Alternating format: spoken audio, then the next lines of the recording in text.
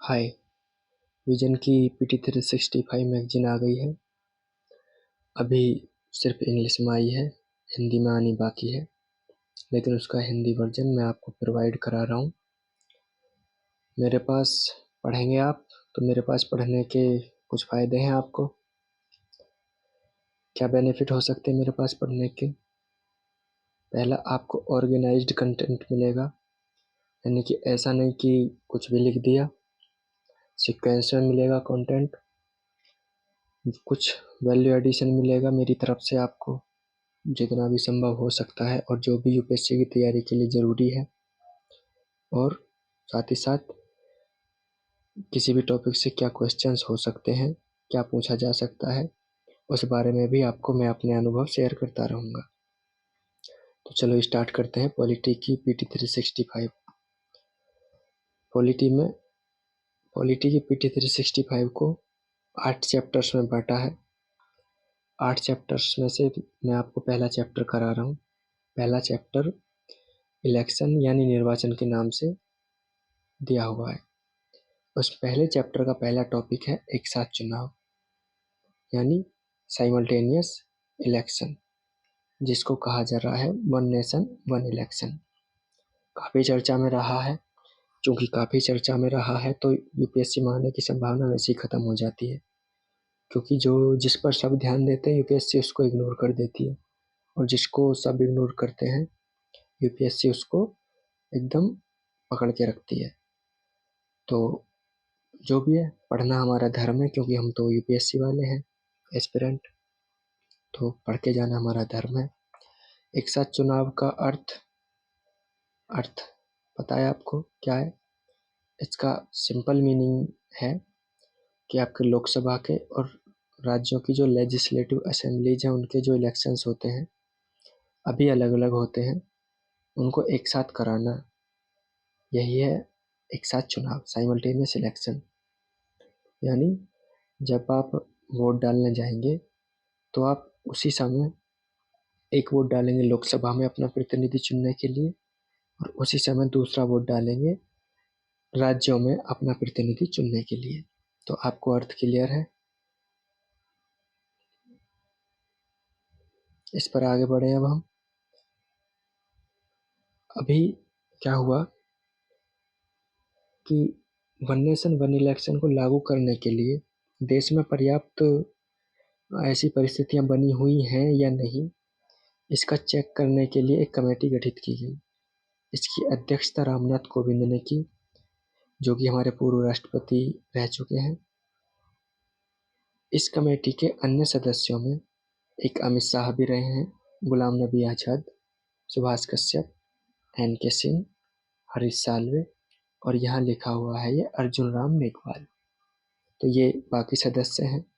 चूँकि ये point PT 365 में कवर नहीं है, और कवर नहीं है तो इसका मतलब है कि यूपीएससी कवर कर सकती है। जो दुनिया की नज़रों में नहीं है वो यूपीएससी की नज़र में है, आप ऐसे समझिए। तो इस पॉइंट को ध्यान देना है। ये 129वां संविधान संशोधन सरकार ने बिल प्रस्तुत किया लोकसभा में, जो कि पारित हो चुका है लोकसभा से। तो इस बिल के कुछ प्रावधान आपको जान लेने चाहिए। पहला इम्पोर्टेंट प्रावधान है कि अभी एक नया आर्टिकल ऐड हुआ है, आर्टिकल 82A। इसमें 6 सब क्लॉज हैं। 6 सब क्लॉज में जो कुछ ज़रूरी बातें हैं उनमें पहली है कि इलेक्शन कमीशन ऑफ इंडिया को ये पावर दी गई है कि वो एक साथ चुनाव कराए। इलेक्शन कमीशन ऑफ इंडिया को दूसरी पावर दी गई है कि उनके पास विकल्प है ये चुनाव करने का कि यदि किसी राज्य में ऐसी परिस्थितियां नहीं हैं कि उनके चुनाव एक साथ कराए जा सके, तो वो उस राज्य के चुनाव बाद में करा सकते हैं, बशर्ते कि उन्हें राष्ट्रपति, जो हमारे प्रेसिडेंट है, उनको बताना पड़ेगा कि ऐसे ऐसी बात है, और फिर राष्ट्रपति एक नई डेट बताएंगे कि चलो इस डेट को इसमें चुनाव करा देगा। तो 2 प्रावधान हो गए 82A के। तीसरा इम्पोर्टेंट प्रावधान है 82A का कि स्टेट लेजिस्लेटिव असेंबली जो होंगी, जो राज्य की विधायिकाएं होंगी, उनका जो कार्यकाल होगा, टर्म, वो लोकसभा के कार्यकाल के साथ समाप्त हो जाएगा। ये लोकसभा का वो कार्यकाल होगा जब लोकसभा अपने 5 साल पूरे कर लेगी। तो उसके 5 साल पूरे करने के साथ साथ इनका कार्यकाल भी समाप्त हो जाएगा। ये एक और बिंदु था 82A का। 82A का एक बिंदु और है, इसमें एक शब्द है जिसकी इसमें चर्चा थी 82A में, अपॉइंटेड डेट। ये अपॉइंटेड डेट क्या है? जैसे आम चुनाव होते हैं लोकसभा के, उसके बाद सारे सदस्य लोकसभा में पहली बार बैठते हैं। फर्स्ट सिटिंग जो होती है लोकसभा के सदस्यों की, ये किस डेट को होगी ये निर्धारित करते हैं हमारे प्रेसिडेंट। अब ये जो डेट होगी ना, इसी को कहा गया है अपॉइंटेड डेट इस नए बिल में। ठीक है, इतने प्रावधान हुए। 82A का आपको क्लियर है? कोई डाउट है तो आप पूछ सकते हैं कमेंट में। अब ये तो न्यू आर्टिकल था जो ऐड किया, और लेकिन 2 आर्टिकल ऐसे हैं जिनमें संशोधन हुआ है। एक है आर्टिकल 83 और एक है आर्टिकल 172। दोनों ही कार्यकाल से संबंधित है। ये लोकसभा के कार्यकाल से संबंधित है, तो ये राज्य विधायिकाओं के कार्यकाल से संबंधित है। इसमें 3 शब्द हैं, एक अनएक्सपायर्ड टर्म, मिड टर्म और जनरल इलेक्शंस। ये 3 टर्म हैं जो ऐड की गई हैं इस आर्टिकल में, और इनको परिभाषित किया गया है। तो मैं इन तीनों शब्दों का आपको मतलब समझा देता हूँ। यूपीएससी पूछेगी तो इनका मतलब पूछ सकती है ऐसे मैच करने के लिए, तो आपको पता होना चाहिए। देखिए, पहले समझते हैं जनरल इलेक्शन का मतलब। जो लोकसभा के लिए पहली बार इलेक्शन होंगे वो कहलाएंगे जनरल इलेक्शन, और इसके पश्चात लोकसभा 5 साल के लिए गठित हो जाएगी। लेकिन दुर्भाग्यपूर्ण यदि समय रहता है और लोकसभा कहीं भी विघटित हो जाती है, 1 साल 2 साल 3 साल या 4 साल कंप्लीट करके विघटित हो जाती है, तो इससे 2 चीज़ें निकल के आती हैं। पहला, मान लिया कि 2 साल तक लोकसभा चली और अब विघटित हो गई, तो 3 साल का शेष रह गया इसके पास समय 5 साल पूरे करने के लिए। अब ये अधिनियम क्या कहता है कि यहाँ तो ये विघटित हो गई 2 साल पूरे करके, अब आप यहाँ नए चुनाव कराओगे, न्यू इलेक्शन कराओगे इसके लिए, तो यहाँ से जो लोकसभा गठित होगी ना,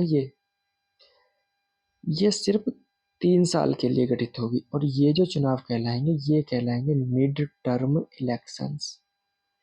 जो पहली बार चुनाव हुए वो कहलाए जनरल इलेक्शंस, जो बीच में चुनाव हो रहे हैं वो कहलाए मिड टर्म इलेक्शन, और ये जो अवधि बची विघटित होने के बाद जो शेष अवधि बची 3 साल की, यही अवधि कहलाएगी अनएक्सपायर्ड टर्म।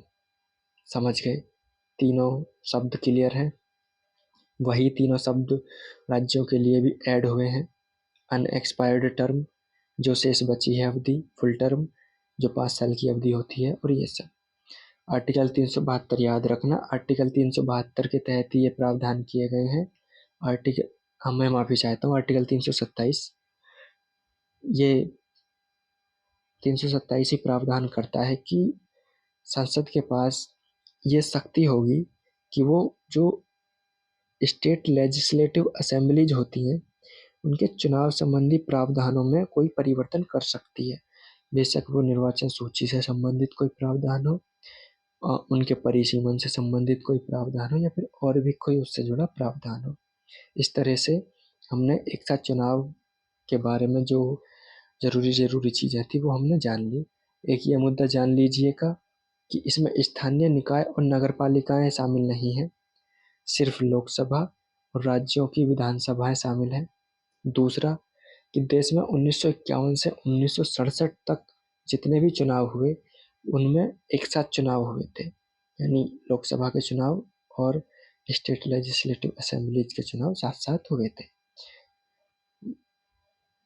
इससे जुड़ा एक पॉइंट ये है कि वन नेशन वन इलेक्शन पर क्या इससे पहले भी कोई अनुशंसा दे चुका है? तो इस पर 4 आयोग हैं, 4 कमेटीज या 4 बिंदु हैं जहां पहले इसकी अनुशंसा की जा चुकी है। उसमें एक है विधि आयोग, लॉ कमीशन। इन्होंने अपनी 170वीं रिपोर्ट में 1999 में इसका समर्थन किया। वहीं 2002 में संविधान की कार्यप्रणाली की समीक्षा के लिए एक राष्ट्रीय आयोग गठित होता है। वो भी कहते हैं कि हाँ भी ठीक है, वन नेशन वन इलेक्शन करा लो आप, समर्थन करते हैं। वहीं फिर 2017 में नीति आयोग अपना एक वर्किंग पेपर निकालता है और कहते हैं कि वन नेशन वन इलेक्शन देश में हो सकता है, पॉसिबल है। फिर 2015 में संसदीय स्थायी समिति भी अपनी रिपोर्ट में ये कह चुकी है कि ठीक है, वन नेशन वन इलेक्शन का समर्थन हम करते हैं। तो वन नेशन वन इलेक्शन यहाँ कंप्लीट होता है। और यदि इससे जुड़ा कोई पॉइंट बीच में आएगा तो आपको अपडेट कर दिया जाएगा। हमारा अगला टॉपिक है निर्वाचन आयोग। कई रीजन से निर्वाचन आयोग चर्चा में रहा, लेकिन ये इसलिए चर्चा में नहीं था कि इसमें कोई बड़ा सुधार या परिवर्तन हुआ है, सिर्फ चर्चा में था। निर्वाचन आयोग के बारे में जान लेते हैं। जिस 73वें और 74वें संविधान संशोधन द्वारा गांवों में ग्राम पंचायत और शहरों में नगरपालिकाओं की स्थापना की गई, उनको संवैधानिक दर्जा दिया गया, उनके लिए एक कार्य प्रणाली निर्धारित की गई। उसी संविधान संशोधन द्वारा निर्वाचन आयोग का भी गठन किया गया। इस संविधान संशोधन ने संविधान में निर्वाचन आयोग से जुड़े 2 आर्टिकल ऐड किए, जिनमें एक था 243(k)(1) और दूसरा था 243(z)(a). 243(k)(1) कहता है कि प्रत्येक राज्य में एक निर्वाचन आयोग होगा जो पंचायतों के लिए चुनाव आयोजित करेगा। और वहीं 243(z)(a) कहता है कि प्रत्येक नगरपालिका के लिए जो चुनाव आयोजित किए जाएंगे वो राज्य निर्वाचन आयोग के द्वारा किए जाएंगे। ये तो इसके कार्य हो गए, लेकिन आप ये जान लीजिए कि राज्य निर्वाचन आयोग को नियुक्त कौन करता है, उसे हटाता कौन है, उनकी शक्तियां क्या होती हैं और वो कितने सदस्य होते हैं। देखिए 243 (k)(2), 200 आर्टिकल 243 का क्लॉज के का सब क्लॉज दूसरा, उसमें लिखा है कि राज्य निर्वाचन आयोग के जो सदस्य होंगे, एक ही सदस्य होता है, होंगे क्या, एक ही होता है। उनका कार्यकाल और सेवा शर्तें राज्यपाल निर्धारित करेंगे और यही हैं जो इन्हें अपॉइंट करेंगे। बट याद रखिएगा, इनको हटाने का कार्य सिर्फ राष्ट्रपति कर सकते हैं, और वो भी अपनी मर्जी से नहीं। जिस तरीके से हाई कोर्ट के जज को हटाया जाता है, उसी तरीके से राष्ट्रपति इन्हें हटा सकते हैं। और हाई कोर्ट के जज को कैसे हटाया जाता है, जिस तरीके से सुप्रीम कोर्ट के जज को हटाया जाता है, सुप्रीम कोर्ट के जज को कैसे हटाया जाता है, उसके लिए पूरी प्रक्रिया है। विशेष बहुमत लगता है इनके लिए हटाने के लिए, बहुत मुश्किल है, इनको हटाना आसान नहीं है। तो यानी उन्हें पद की सुरक्षा है। कार्य क्या है, पंचायतों और नगरपालिकाओं के लिए चुनाव आयोजित करने हैं, उनके लिए निर्वाचन सूची बनानी है और निष्पक्ष चुनाव हो, बस यही काम है। अब हमारा अगला टॉपिक है परिसीमन आयोग यानी डिलिमिटेशन कमीशन।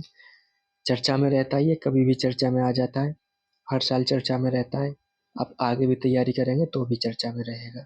इसके सारे बेसिक्स मैंने कवर कर दिए हैं विद सीक्वेंस, क्या आर्टिकल है, क्या संरचना है, क्या इसके कार्य है, क्या इसकी शक्तियाँ और इससे जुड़े बाकी चीज़ें क्या हो सकती हैं, इनको मैंने एक सीक्वेंस में लगा दिया है। आपको समझा दे रहा हूँ, आप अच्छे से पढ़कर चले जाना, इससे बाहर आपको इसमें पढ़ने की ज़रूरत नहीं है। अभी किशोरचंद छगनलाल राठौड़ बाद में 2024 का ये मामला है सुप्रीम कोर्ट का। इसमें सुप्रीम कोर्ट ने कहा कि देखो, परिसीमन आयोग के जो निर्णय होते हैं ना, अभी तक ये प्रावधान है कि परिसीमन आयोग ने कोई आदेश पारित किया तो उसको आप सुप्रीम कोर्ट में चुनौती नहीं दे सकते। लेकिन सुप्रीम कोर्ट कहता है कि नहीं भैया, देखो ये नहीं चलेगा, हमारी जो न्यायिक समीक्षा की शक्ति है ना, वो ऐसे आप उसका उल्लंघन नहीं कर सकते। हाँ, मान लिया कि परिसीमन आयोग जो आदेश देगा हम उसमें हस्तक्षेप नहीं करेंगे, बट इसका मतलब ये नहीं है कि परिसीमन आयोग कुछ भी कह देगा तो उसमें हम कोई हस्तक्षेप करेंगे ही नहीं। यानी कि परिसीमन आयोग के जो आदेश हैं वो थोड़े अपनी सीमा में होने चाहिए, मर्यादा में होने चाहिए, संवैधानिक मर्यादा में। एकदम से उथल-पुथल कुछ भी आदेश दे देंगे तो हम देखो फिर न्यायिक समीक्षा करने के लिए बाध्य हैं, यानी न्यायिक समीक्षा संभव है। एक पॉइंट यही बनता है कि क्या इसके आदेशों की न्यायिक समीक्षा हो सकती है, तो हाँ, हो सकती है। बेसिक रेयर केस में हो सकती है, बट यदि ये स्टेटमेंट बनता है क्वेश्चन में, यूपीएससी क्वेश्चन में बनाती है कि क्या न्यायिक समीक्षा हो सकती है, तो आप हाँ में जवाब देंगे। ये तो करंट का मुद्दा था, बेसिक समझ लेते हैं। आर्टिकल 82 कहता है कि संसद विधि द्वारा निर्धारित तरीके से परिसीमन आयोग का गठन करके जो परिसीमन का कार्य है उसे पूरा करेगी। तो संसद को शक्ति देता है, राज्यों को शक्ति ये नहीं है। तो एक पॉइंट यही बनता है, एक लाइन जो क्वेश्चन की बन सकती है स्टेटमेंट, कि इसका गठन संसद करती है, ना कि राज्य। जो ऐसा पहला अधिनियम संसद ने बनाया और परिसीमन आयोग का गठन किया वो 1952 में किया, फिर दूसरा 1963 में किया, तीसरा 1973 में और चौथा 2002 में। अभी तक 4 परिसीमन आयोग गठित हो चुके हैं। और ये परिसीमन आयोग करता क्या है, पहले यही जान लेते हैं कि परिसीमन आयोग करता क्या है। कि इसका कार्य है कि जो हमारी लोकसभा है और जो हमारी स्टेट लेजिस्लेटिव असेंबलीज हैं, इनमें हमारे संविधान क्या करता है, संविधान क्या निर्धारित करता है कि देखो ये जो प्रतिनिधि निकाय है ना आपके यहाँ, ये लोगों को रिप्रेजेंट करती हैं। लोग यहाँ अपने सदस्यों को चुनकर भेजते हैं। अब एक बात ये सुनिश्चित होनी चाहिए कि यदि 10 लोग एक प्रतिनिधि को चुन रहे हैं तो ये पूरे देश में लागू होनी चाहिए कि 10 लोग एक प्रतिनिधि को चुने। ऐसा नहीं कि यूपी में जनसंख्या ज़्यादा है तो वहाँ 100 लोगों पर एक प्रतिनिधि है, और सिक्किम में जनसंख्या कम है तो वहाँ 100 लोगों पर एक भी प्रतिनिधि नहीं है, या फिर 10 लोगों पर एक प्रतिनिधि है। ऐसे मान लीजिए कि 10 लोगों पर एक प्रतिनिधि है, तो ऐसा नहीं होना चाहिए।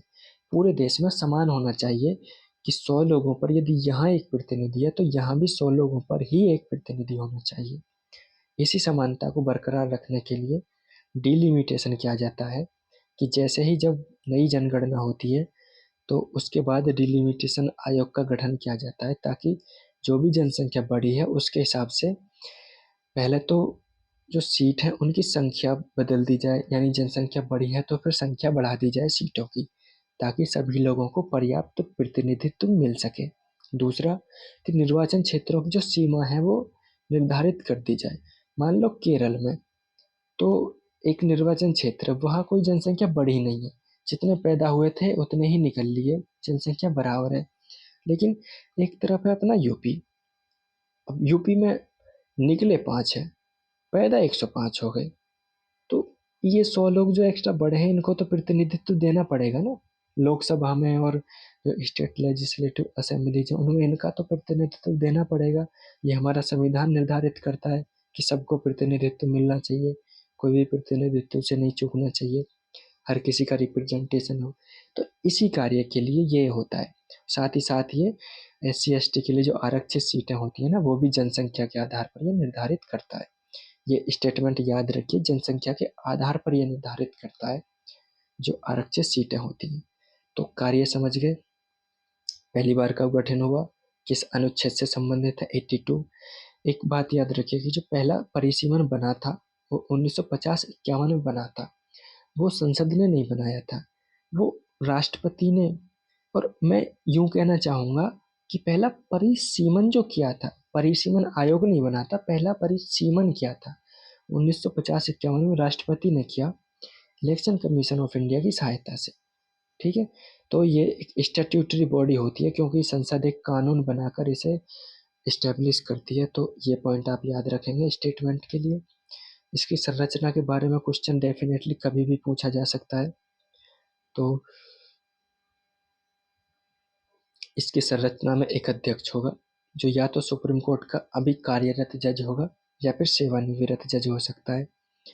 इसके दूसरे सदस्य होते हैं चीफ इलेक्शन कमिश्नर, जो निर्वाचन आयोग है ना, उनके अध्यक्ष, मुख्य निर्वाचन आयुक्त, यदि वो कहें कि नहीं मैं भी बिजी हूँ, तो वो किसी दूसरे जो इलेक्शन कमिश्नर हैं उनको भेज सकते हैं अपनी तरफ से नामित करके।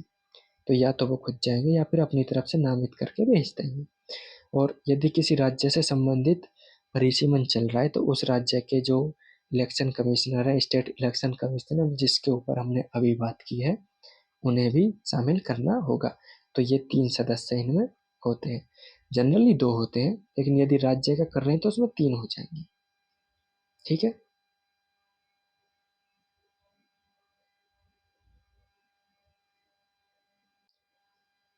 तो इस तरह से ये कुल मिलाकर इसमें 3 सदस्य रहेंगे। कार्य मैंने बता दिया। इसकी शक्तियाँ इस तरीके से होती हैं कि इन्होंने जो आदेश दे दिया वो भाई कानून का बल रखते हैं, यानी इन्होंने जो आदेश दे दिया वो कानून बन गया। मेरा वचन ही है शासन, तो इनका वचन ही है कानून। और जो इन्होंने आदेश दे दिया उसको न्यायालय में चुनौती नहीं दी जा सकती। इन्होंने कह दिया आज से हरा लाल है, जब तक हम परिसीमन नहीं कर लेते, तो फिर हरा जो होगा वो लाल है, आप उसको लाल ही कहेंगे। ऐसा थोड़ी ना होता है। इसी को तो अभी सुप्रीम कोर्ट ने कहा कि आप हरे को लाल मत बताइए भाई, हरे को हरा ही रहने दीजिए। आप ऐसे डिसीजन मत लीजिएगा कि हमें हस्तक्षेप करना पड़े। तो यही है, जब ये कोई भी फैसला लेते हैं तो बहुमत से लेते हैं। कोई भी तकरार होती है आयोग में फैसला लेने में तो ये बहुमत से फैसला करते हैं। शक्तियों को लेकर 3 पॉइंट हैं। 2 पॉइंट पर क्वेश्चन बन सकता है कि बहुमत से फैसला लेते हैं, इसके आदेशों को न्यायालय में चुनौती नहीं दी जा सकती, लेकिन न्यायिक समीक्षा की जा सकती है। अब सुप्रीम कोर्ट के फैसले के बाद कुछ बाकी चीज़ें और फैक्ट जान लेते हैं इसके बारे में। 42वें संविधान संशोधन 1976 द्वारा एक प्रावधान किया गया कि लोकसभा व राज्य विधायिका जो है, स्टेट लेजिस्लेटिव असेंबलीज, वहाँ पर सीटों की संख्या सन 2000 तक 1971 की जनगणना के आधार पर बनी रहेगी। ऐसा क्यों हुआ? क्योंकि जो दक्षिण भारतीय राज्य हैं हमारे, उन्होंने जनसंख्या को किया कंट्रोल, और चूंकि लोकसभा में सीटें तो बढ़ती हैं जनसंख्या के साथ, तो उत्तर भारतीय जो राज्य हैं उनकी तो सीटें बढ़ रही थी, लेकिन दक्षिण भारतीय राज्यों का प्रतिनिधित्व हो रहा था कम। उनका ये प्रश्न था कि भाई हमने तो जनसंख्या को नियंत्रित करके अच्छा काम किया, अब देखो हमें हो रहा है नुकसान, हमें हमारे अच्छे काम करने का फल नहीं मिल रहा। तो उसी के आधार पर जब वो मुद्दा बहुत गर्म हो गया तो ये प्रावधान तब जोड़ा गया कि ठीक है भाई, इसको 1971 की जनगणना तक सीटें रोक देते हैं, 2000 तक 1971 की जनगणना के आधार पर ही सीटें रहेंगी। फिर 2001 में 84वां संविधान संशोधन हुआ, और इसमें क्या काम किया गया कि राज्यों में जो निर्वाचन क्षेत्र हैं उनको थोड़ा तार्किक बनाया गया। इसमें हुआ कि देखो भाई हम सीटें नहीं बढ़ा रहे हैं, ठीक है, लेकिन आपके राज्य में जो जनसंख्या बढ़ रही है कम से कम उन्हें तो हम एडजस्ट कर सकते हैं कि ये इस निर्वाचन क्षेत्र में तो एकदम से 1 लाख लोग बढ़ गए पिछले 10 साल में, इस निर्वाचन क्षेत्र में सिर्फ 5 लाख बढ़े हैं, तो भाई इनको तो बैलेंस कर सकते हैं ना हम। तो 84 में संविधान संशोधन में यही किया गया, और ये जो हुआ ना, इनको तार्किक बनाया गया इन निर्वाचन क्षेत्रों को, वो 1991 की जनगणना को आधार बनाकर किया गया, ना कि 1971 की जनगणना। मतलब मुद्दा यही था कि देखो भाई बहुत साल हो गए, 20 साल का अंतर हो गया 1971 से 1991 में, तो हमें ये तार्किक लॉजिकल तो बनाना पड़ेगा। हाँ, दक्षिण भारतीय जो राज्य है उनकी चिंता को भी महत्व दिया गया, तो सीटें नहीं बढ़ाई लेकिन तार्किक बना दिया गया। ठीक है। और एक और प्रावधान इससे जुड़ा हुआ है कि 87वां संविधान संशोधन 2003, इसमें क्या हुआ कि पहले 1991 की जनगणना को आधार बनाया 2001 में, फिर 2003 में 2001 की जनगणना को आधार बनाया। हालांकि सीट अब भी नहीं बदली, सीटें अब भी उतनी रहेंगी, लेकिन जो निर्वाचन क्षेत्र हैं उनको थोड़ा लॉजिकल बना दिया गया, समरूप बना दिया गया। तो यहाँ हमने पूरा परिसीमन आयोग अच्छे से कर लिया। आप एक एक लाइन पर बल दीजिएगा, एक एक लाइन बहुत इंपॉर्टेंट है, कहीं से भी स्टेटमेंट उठाकर यूपीएससी प्रश्न बना सकती है। हमारा अगला आर्टिकल है ईवीएम और वीवीपैट से रिलेटेड। ये भी मुद्दा सुप्रीम कोर्ट में गया था। क्यों गया था छोड़िए उसको, वो आपके काम आने नहीं वाला। आपके काम जो आने वाला वो बेसिक्स हैं। उन बेसिक्स को मैंने यहाँ लिख दिया है, मैं आपको उन्हें समझा देता हूँ। ईवीएम यानी इलेक्ट्रॉनिक वोटिंग मशीन, इसको इनकॉर्पोरेट किया गया भारतीय चुनावों में। 1982 में सबसे पहले केरल में बाई इलेक्शन में ईवीएम को यूज किया। फिर 1989 में रिप्रेजेंटेशन ऑफ पीपल्स एक्ट 1951 में लोक प्रतिनिधित्व अधिनियम 1951 में संशोधन करके इसके यूज को लीगल बनाया गया। ठीक है, कि इसका यूज कर सकते हैं। आरपीएम में इसको शामिल कर लिया। फिर 2004 में पहली बार आम चुनावों में ईवीएम यूज की गई पूरे देश में। ठीक है, तो ये 3 जो डेट्स हैं वो आप याद रखना। पहला 2004 तो कम से कम याद रखना, क्योंकि जिस तरह से यूपीएससी फैक्चुअल होता जा रहा है ना, तो ऐसा पॉइंट उठा सकता है कि कब ईवीएम का पहली बार यूज किया गया लोकसभा या आम चुनावों में। 2013 में सुप्रीम कोर्ट ने ये निर्णय दिया सुब्रमण्यम स्वामी बनाम इलेक्शन कमीशन ऑफ इंडिया बाद में, कि ईवीएम के साथ साथ वीवीपैट अनिवार्य होगा। वीवीपैट मतलब voter verifiable paper audit trail. ये क्या करता है कि आपने ईवीएम में जिसको वोट दिया है उसकी फ़ोटो और उसकी डिटेल इसमें आती है, जिसमें आप चेक कर सकते हैं कि आपने जो वोट डाला है वो उसी वो व्यक्ति को डाला है या किसी और को। तो ये वेरीफाई करने के लिए, जैसे बताया भी है इसके नाम में, वेरीफिएबल। ठीक है, तो ये टाइमलाइन आप समझ गए। एक मुद्दा ये है 2017 का कि गोवा पहला ऐसा राज्य था जिसने वीवीपैट को चुनावों में शामिल किया। ठीक है, तो ईवीएम के बारे में, ईवीएम क्या है, तो एक पोर्टेबल मतलब इसे एक जगह से दूसरी जगह आसानी से ले जाया जा सके, वो है पोर्टेबल।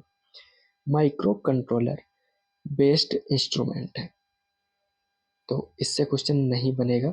इस पे क्वेश्चन पूछा जा चुका है। क्या पूछा जा चुका है कि इसका निर्माण किसने किया। इसका निर्माण किया भारत इलेक्ट्रॉनिक्स लिमिटेड ने, जो कि मिनिस्ट्री ऑफ डिफेंस के तहत आती है, और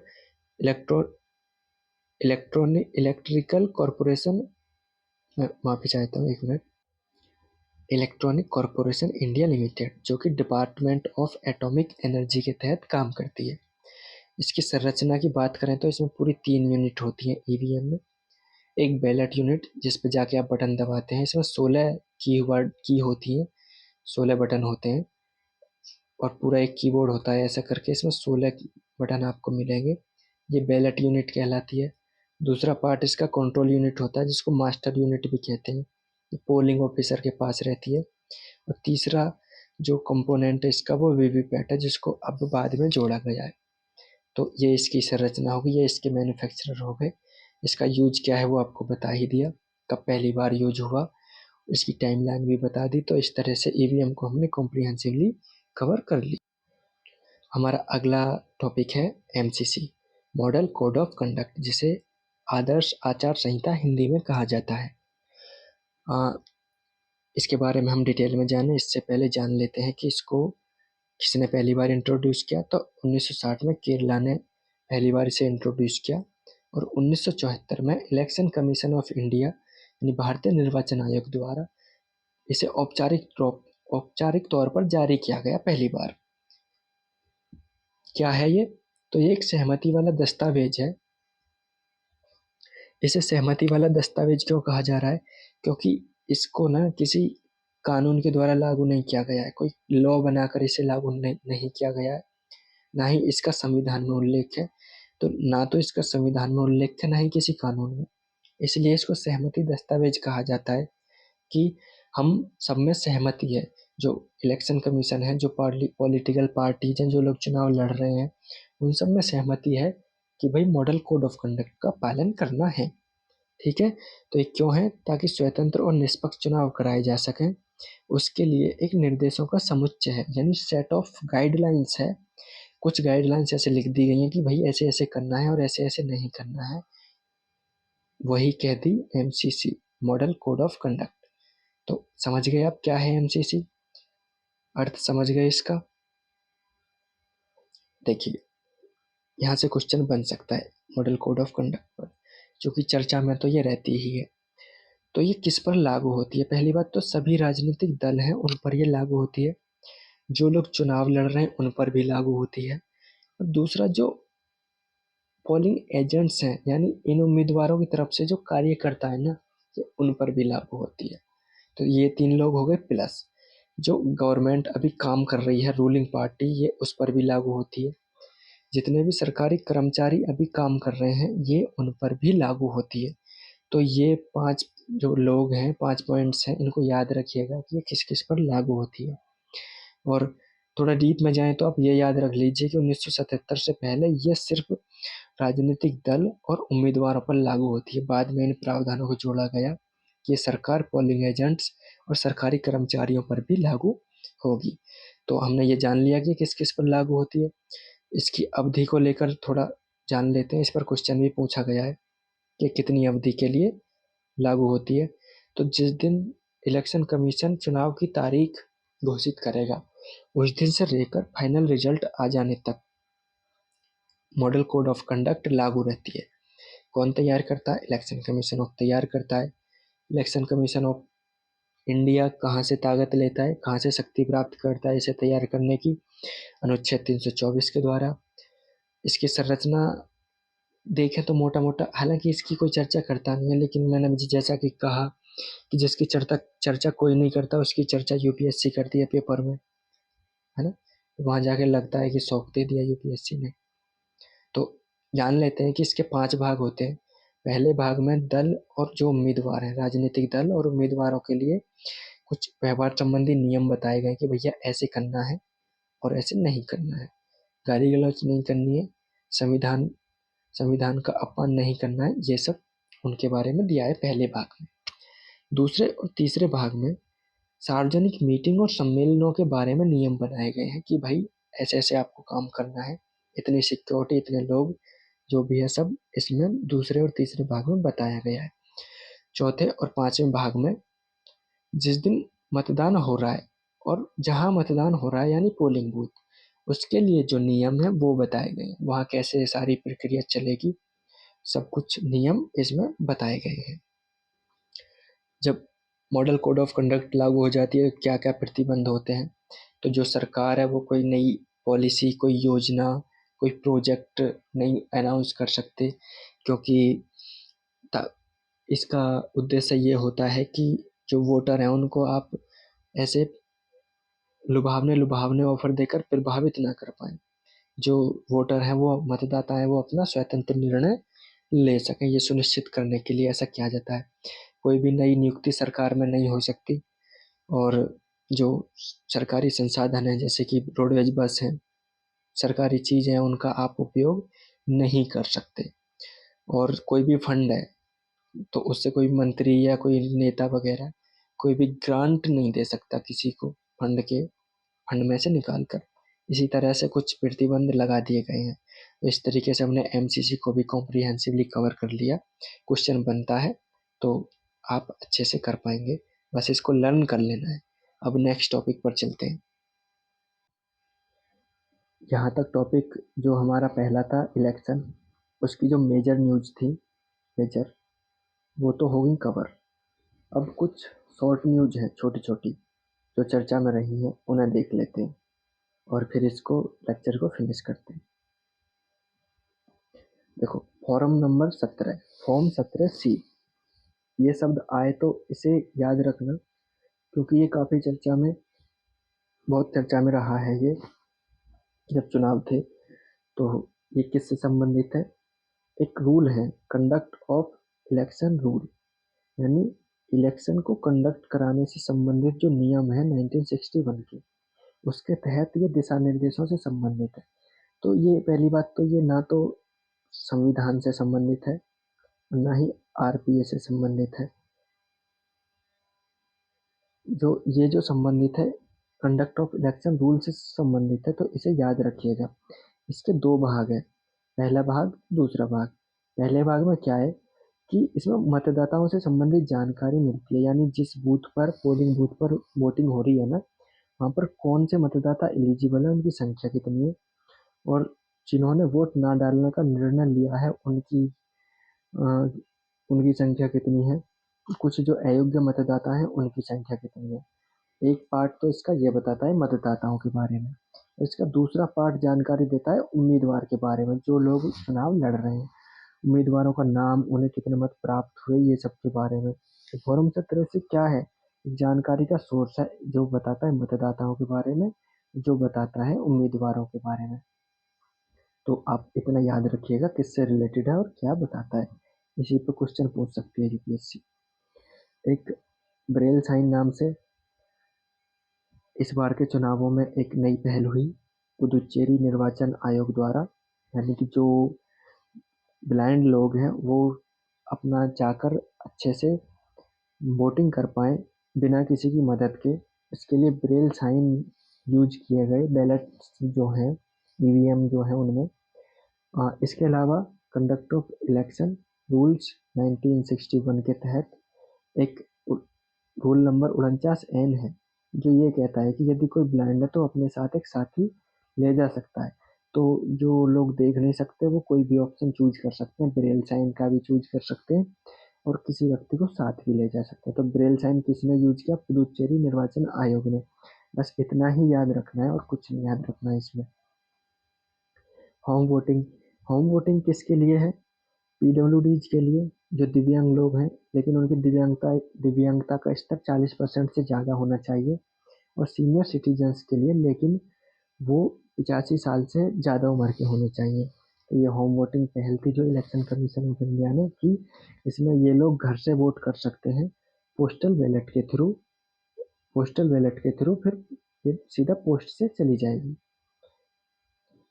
तो ये होम वोटिंग का कॉन्सेप्ट था जिसको इलेक्शन कमीशन ऑफ इंडिया ने इस बार इंट्रोड्यूस किया। एक है फॉर्म एम, जो कि चर्चा में रहा था, इसको 1996 में इंट्रोड्यूस किया गया।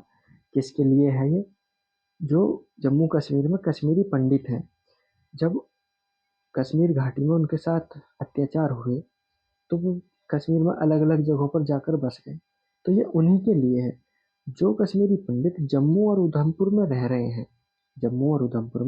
हैं, उनको ये फॉर्म एम भरना होता है, उनसे ये फिल कराया जाता है। तो फॉर्म एम किससे संबंधित है, जम्मू और उधमपुर में रहने वाले कश्मीरी पंडित माइग्रेंट्स से संबंधित।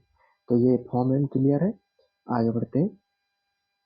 आरबीएम, आरबीएम का मतलब है multi constituency remote electronic voting machine, remote electronic voting machine. ये क्या है कि जो माइग्रेंट वर्कर अपने मूल पते से कहीं दूसरी जगह रह रहे हैं, तो वो वहीं जहाँ रह रहे हैं वहीं वर्तमान स्थान से वोट डाल सकें, उसके लिए एक नया कॉन्सेप्ट लागू किया इलेक्शन कमीशन ऑफ इंडिया ने, RVM, remote electronic voting machine. इस बारे में बस इतना ही जानना है। वन लाइन में पूछ सकता है आरवीएम क्या है, आरवीएम चर्चा में था, ये क्या है, इस तरीके से आएगा। तो next one is postal ballets. Postal ballot का मतलब है पोस्ट के द्वारा वोट डालने का ऑप्शन देना। तो इसमें ज़रूरी होता है, इसमें जो ज़रूरी बात है वो है कि पोस्टल बैलेट किस किस के लिए लागू होता है। कुछ स्पेशल वोटर्स, जैसे कि बताया भी, सीनियर सिटीजन्स, दिव्यांगजन, ईटीसी, और सर्विस वोटर्स, और इलेक्शन की ड्यूटी पर जो कर्मचारी लगे हुए हैं उनके लिए भी ये होगा, और प्रिवेंटिव डिटेंशन, निवारक निरोध में जो व्यक्ति रखे गए हैं उनके लिए भी ये पोस्टल बैलेट का ऑप्शन खुला होता है। इस स्पेशल वोटर समझ में आता है, इलेक्शन ड्यूटी पर कौन है वो समझ में आता है, निवारक निरोध में कोई है प्रिवेंटिव डिटेंशन में तो वो भी समझ में आता है। सर्विस वोटर पर स्पेशल में क्वेश्चन अलग से बन जाता है कि सर्विस वोटर में कौन कौन आते हैं। तो सर्विस वोटर में पहले नंबर पर आते हैं सशस्त्र बल, फिर इसमें शामिल होते हैं भारत के बाहर जो लोग नियुक्त हैं वो, इसमें शामिल होते हैं राज्यों की पुलिस, और इसमें शामिल होंगे वो सारे ऑफिसर्स जो आर्मी एक्ट 1950 के तहत शामिल हैं। तो यहाँ दो कॉन्सेप्ट हो गए, एक पोस्टल बैलेट का और एक सर्विस वोटर्स का, दोनों को याद रखिएगा। एक नेक्स्ट जो टर्म है वो है साइलेंस पीरियड। साइलेंस पीरियड क्या होता है?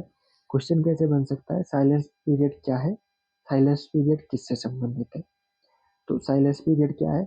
जब वोटिंग होनी होती है ना, जैसे आज मान लो आज वोटिंग हो रही है, तो इससे 48 घंटे पहले सभी पॉलिटिकल पार्टीज को मना कर दिया जाएगा कि भाई आप अब कोई भी कैंपेन नहीं कर सकते और कोई भी मतलब प्रचार वगैरह नहीं कर सकते। तो ये हो गया साइलेंस की, सब साइलेंट हो जाओ, अब कोई कुछ नहीं बोलेगा, सिर्फ जनता बोलेगी, अब जनता से वोट डालेगी। तो यही होता है साइलेंस पीरियड। इसमें एक आर्टिकल आपको याद रखना है, आर्टिकल 229 बी। ये क्या है कि चुनाव प्रक्रिया में न्यायिक हस्तक्षेप पर रोक लगाता है। आर्टिकल 229, माफी चाहता हूँ, 329 बी, 329 बी न्यायालय के हस्तक्षेप को रोकता है चुनावी प्रक्रिया में। तो आप याद रखिएगा, ये चर्चा में रहा था। रीपोलिंग, रीपोलिंग क्या होता है? रीपोलिंग यानी दोबारा चुनाव जब होंगे कहीं, तो वो किन किन परिस्थितियों में होंगे, आप उनको एक बार याद रखिएगा। यूपीएससी जस्ट ये पूछ लेगी किन किन कंडीशंस में रीपोलिंग हो सकती है। और ये रीपोलिंग का कॉन्सेप्ट कहाँ है? तो रिप्रेजेंटेशन ऑफ पीपल्स एक्ट 1951 में, यानी लोक प्रतिनिधित्व अधिनियम 1951 में इसका प्रावधान है। किस किस कंडीशन में रीपोलिंग होगा? कोई प्राकृतिक आपदा आ जाए, वोटिंग मशीन नष्ट हो जाए या खराब हो जाए, बूथ कैप्चरिंग, यानी कि बूथ कैप्चरिंग का मतलब है कि वहाँ कुछ दादा लोग गए जहाँ वोट पड़ रही है, वहाँ बैठ गए, सारी वोट खुद खुद डाल रहे हैं, किसी को वोट नहीं डालने देने, सारी वोट खुद ने डाल दी। तो ये होती है बूथ कैप्चरिंग। और या फिर जो कैंडिडेट है वहाँ चुनाव लड़ने वाला, उसकी डेथ हो जाए, लेकिन वो राष्ट्रीय या राज्य पार्टी से संबंधित होना चाहिए। तो ये रीपोलिंग से संबंधित था। 4 शर्तें, कंडीशंस आप याद रखिए, और ये आरपीए 1951 के तहत है ना कि संविधान के तहत। ऐसे सब क्वेश्चन फ्रेम करेगी यूपीएससी की रीपोलिंग का कंसेप्ट जो है संविधान निर्धारित करता है, तो नहीं, संविधान नहीं करता, उसको आरपीए एक्ट निर्धारित करता है। तो यहाँ हमने पहला चैप्टर पूरा अच्छे से कवर कर लिया पॉलिटी का। बाकी आगे के चैप्टर्स भी हम कवर करेंगे।